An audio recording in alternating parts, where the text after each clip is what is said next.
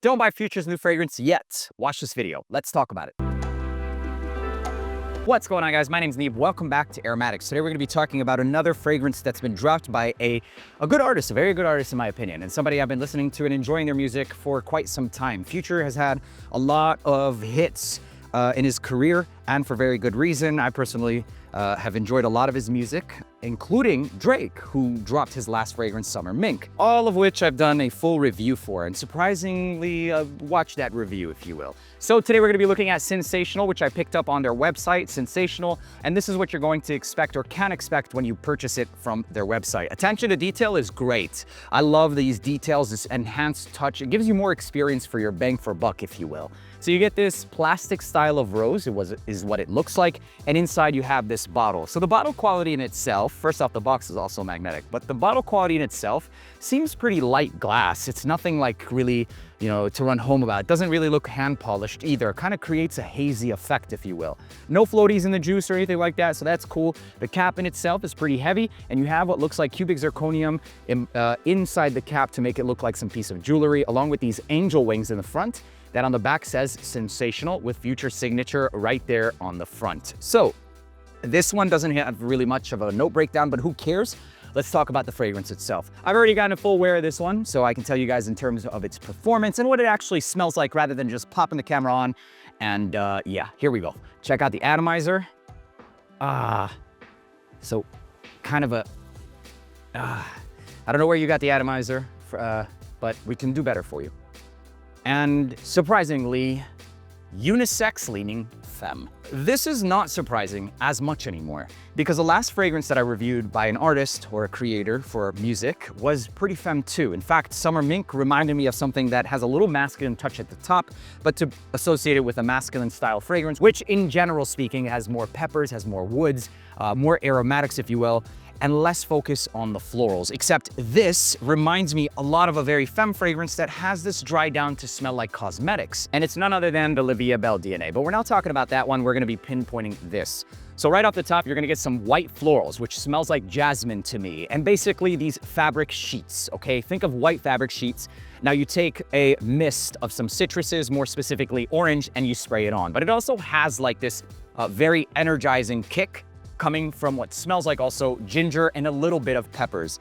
This doesn't smell brand new, but it also doesn't smell bad either. However, I will say, from the top, I'm left kind of craving more density, more character, more depth in the fragrance. Now, if you're going into this expecting something niche or like straight up designer, don't expect that. But if you're going into it expecting a fragrance that smells good, then you might be impressed. However, I will say, and I'll still stick to the fact that I find this to lean slightly femme, which, like I said, isn't that surprising anymore. And the two fragrances that this reminds me of, or rather I should say one style of DNA, is a YSL's use of that orange flower, which is that fabric softener, except for the fact that it smells a lot, surprisingly like, to me, YSL Libre, and then a dry down of YSL Myslf, something that smells like it's in the between of both realms. So at first I was doing a lot of comparisons with this, but it leaned just slightly too feminine, indicating that this one has a similar amount of that ginger along with these bergamots, some mandarin orange, and that ambery style of jasmine. So white florals, fabric softener, and I think this is amazing for a woman. However,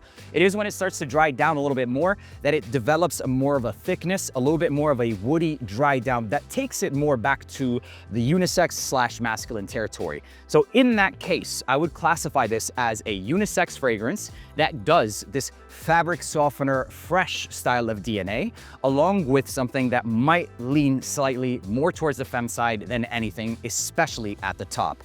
So I actually compared this side by side with each one of these, and then I layered these together, and it was pretty dang close. So I'm not saying this to say that this is just a twist or anything like that, but this is what it'll remind you of if you have this as a baseline. And it's important to note because you want to have some idea. And if I'm just telling you what it'll smell like or just notes, that's not really a leverage or a strong point to build off of, but rather these are found easily, accessibly at the mall, and these are pretty high quality. So putting that right next to them is a positive, except for the fact when we get to performance. Now the performance for this one, like I said, I had to spray this on a lot. The concentration of this one is an eau de parfum concentration, but don't expect any more than about 4.5 to 5.5 hours tops.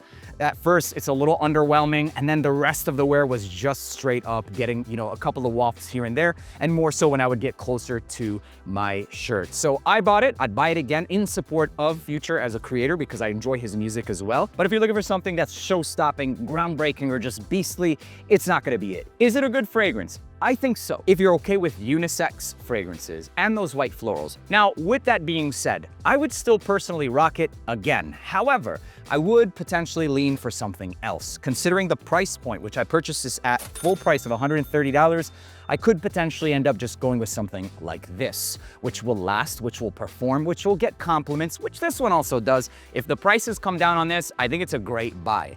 Aside from the fact, if you're a diehard fan or if you're just a fan, I also think it's worthy of the buy. But aside from that, if we're talking objectively in regards to what this $130 fragrance offers, I would personally every time go for something that's a little richer. But that's me though. I like a fragrance that's richer. I like a fragrance that can give me the bottom end of the spectrum of just super strong, and or a fragrance that if I want it to be less strong, spray it on a little bit less. And that's kind of how this one is. Whereas this one, you kind of have to spray it a lot. And not to mention that's a little bit painful. But Future did drop a damn good fragrance. I wouldn't give it any more than like a 6.75, maybe a 7, and that's props because they are artists, they are musicians who are presented fragrances and then probably choosing just from like a bank of fragrances. But Future, if you want to make a banger of a fragrance, holla at your boy. We can make you something that will blow people's socks off, much like this one could have, maybe potentially for a lot of people who are new, will.